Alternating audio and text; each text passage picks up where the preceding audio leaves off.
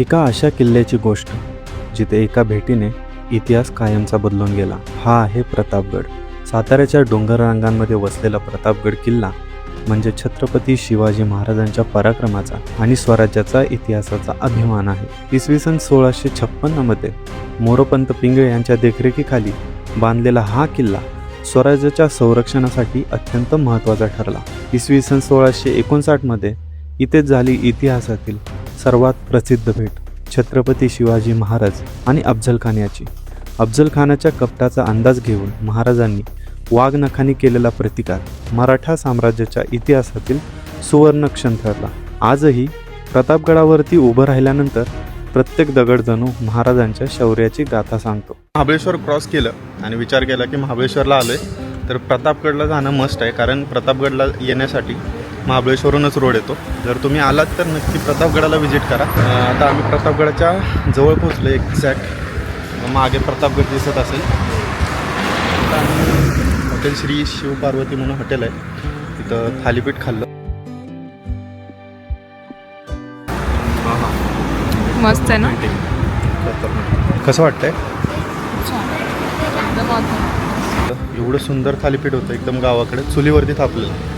खूप छान होतं. तुम्ही इथं आलं तर नक्की ट्राय करा. चला आपण जाऊया आता प्रतापगडावर. अगदी हॉटेलच्या समोर हे आहे शिवकालीन खेडेगाव. प्रतापगडाला भेट देताना या शिवकालीन खेडेगावाचा अनुभव नक्की घ्या.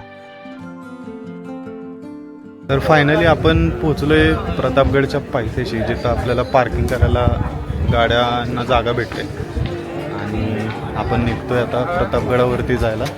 तर चला माझ्यासोबत राहा, मी तुम्हाला पूर्ण गड फिरून दाखवतो. प्रतापगड किल्ला बघायला 20 पॉईंट आहेत. ते पूर्ण गड बघायला 2 तास लागतात आणि पूर्ण गड बघायचं असेल तर आमचं गाईडचं इथे ऑफिस आहे. ओके. 1000 रुपये चार्जेस आहेत आणि त्यातले जर तुम्हाला अर्धे पॉईंट बघायचे असतील, अर्धा गड बघायचा असेल तर 600 रुपयाची इथे पावती करावी लागते आणि मग या संस्थेचा गाईड आपल्याबरोबर किल्ल्याची माहिती द्यायला येतो. ओके. किती वेळ लागतो तरी गड फिरायला पूर्ण? 1-1.5-2 तास लागतात.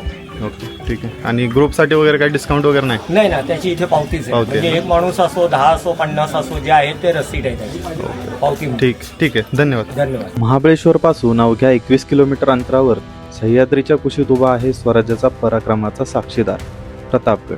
इसवी सन 1656 मध्ये छत्रपती शिवाजी महाराजांच्या आदेशाने मोरोपंत पिंगळे यांनी हा किल्ला बांधला. चढाई करताच आपलं स्वागत करतात दोन्ही बाजूंनी उभे असलेले भव्य बुरुज. शत्रूवर दूरवरून लक्ष ठेवण्यासाठी आणि प्रत्येक हालचालीवर नियंत्रण ठेवण्यासाठी अशा रचनेचा वापर केला जात असे. आणि आता आपण आलो आहोत प्रतापगडाच्या भव्य महादरवाजाजवळ.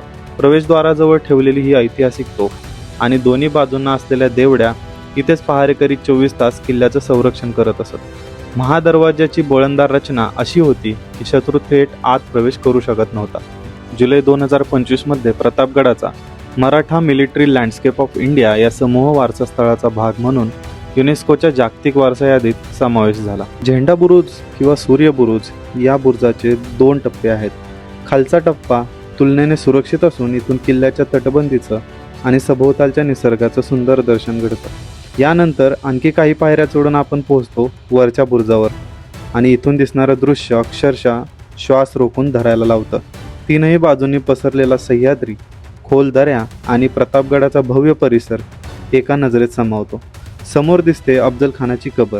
इसवी सन 1659 मध्ये छत्रपती शिवाजी महाराज आणि अफझल खान यांच्यात झालेल्या ऐतिहासिक भेटीनंतर युद्धात अफझल खानाचा अंत झाला आणि त्याला याच परिसरात दफन करण्यात आलं. पुढे किल्ल्याकडे जाताना उजव्या बाजूला दिसते ही विशाल पाण्याची टाकी. वर्षभर पाण्याचा साठा राहावा म्हणून अशा जलव्यवस्थेची आखणी शिवकालात करण्यात आली होती. डावीकडे आहेत काही हॉटेल्स आणि पुढे आहे प्रतापगडाचे श्रद्धास्थान श्री भवानी माता मंदिर. असं मानलं जातं की छत्रपती शिवाजी महाराजांनी तुळजापुराच्या भवानी मातेच्या प्रेरणेने या मंदिराची स्थापना केली. मंदिरासमोर ठेवलेली ऐतिहासिक शस्त्र त्या पराक्रमी काळाची आठवण करून देतात. मंदिराच्या मागच्या बाजूस हस्तकला केंद्र आहे, जिथे शिवकालीन खेडेगावात तयार केलेल्या सुंदर वस्तू विक्रीसाठी उपलब्ध आहेत. आता आपण निघालो आहोत प्रतापगडाच्या वरच्या भागाकडे, जिथे दोन्ही बाजूंना स्थानिक दुकानांची रांग पाहायला मिळते. पुढे भेटतं श्री समर्थ रामदास स्वामींनी स्थापन केलेलं हनुमान मंदिर. समर्थ रामदास स्वामींनी महाराष्ट्रभर अनेक हनुमान मंदिरं उभारली, कारण त्यांच्या मते बल, शौर्य आणि राष्ट्रभक्तीचं प्रतीक म्हणजे श्री हनुमान. आता आपण आलो आहोत केदारेश्वर मंदिरात. बाहेरून मजबूत छप्पर आणि आत मुख्य गाभारा. मंदिराची अवस्था आजही अत्यंत चांगली आहे, पण आत प्रवेश करताच आम्ही एकदम थक्क झालो. समोर होतं महादेवांचं प्रचंड शिवलिंग. इतकं विशाल शिवलिंग आम्ही आधी कधीच पाहिलं नव्हतं. प्रतापगड बांधताना हे शिवलिंग सापडल्याची परंपरागत श्रद्धा आहे आणि अफजल खानाच्या भेटीपूर्वी छत्रपती शिवाजी महाराजांनी इथे रुद्राभिषेक केल्याचं मानलं जातं. यानंतर आपण पोहोचतो किल्ल्याच्या वरच्या भागात. मध्यभागी उभा आहे छत्रपती शिवाजी महाराजांचा भव्य अश्वारूढ पुतळा. उंचावलेली तलवार, दौडणारा घोडा आणि स्वराज्याचा अदम्य आत्मविश्वास. या पुतळ्याचं अनावरण 30 नोव्हेंबर 1957 रोजी भारताचे पहिले पंतप्रधान पंडित जवाहरलाल नेहरू यांच्या हस्ते करण्यात आलं. पुतळ्याजवळील बाग परिसर पाहून आम्ही महाराजांचे दर्शन घेतले आणि तटबंदीवरून चालायला सुरुवात केली. इथून दिसणारा सह्याद्री अक्षरशः मन मोहून टाकतो. पुढे रेडका बुरुजावरून आणखी एक अप्रतिम नजारा पाहायला मिळाला. त्यानंतर यशवंत बुरुजाच्या दिशेने जाताना किल्ल्याचा तो भाग तुलनेने कमी सुरक्षित वाटला, त्यामुळे सुरक्षिततेसाठी आम्ही पुढे न जाण्याचा निर्णय घेतला. माघारी येण्याच्या मार्गावर केदारेश्वर मंदिराच्या जवळ असणाऱ्या बुरुजावरून 270 डिग्रीचा पॅनोरामिक व्ह्यू सह्याद्रीचा आपल्याला पाहायला मिळतो. हे बघा.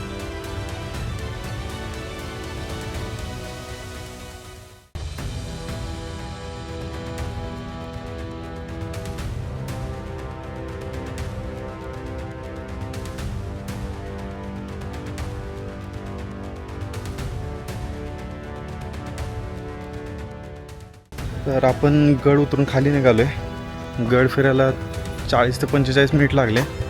उजव्या बाजूचा गड आहे ना, तिथे थोडी पडझड झाली आहे त्यामुळे तिथं म्हणजे जाणं अलाउड पण नाही आय थिंक, आणि आम्ही जाण्याचा प्रयत्न देखील केला नाही सेफ्टीसाठी. कसा वाटला तुम्हाला हा माझा प्रतापगडचा ब्लॉग नक्की सांगा. चॅनलला सबस्क्राईब करा आणि व्हिडिओला जास्तीत जास्त शिवभक्तांपर्यंत किंवा तुमच्या मित्रांपर्यंत शेअर करा. चला भेटूया पुढच्या ब्लॉगमध्ये. तोपर्यंत जय महाराष्ट्र.